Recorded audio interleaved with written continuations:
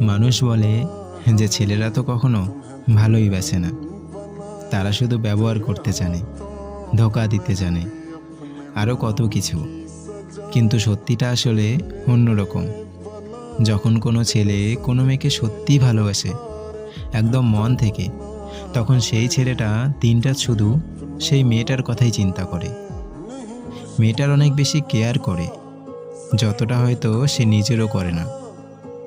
ছেলেটা কাজে যতই ব্যস্ত থাকুক, কিন্তু সেই ব্যস্ততার মাঝেও তার গার্লফ্রেন্ডের খোঁজ নেওয়ার জন্য সময় ঠিকই বের করে নেয়।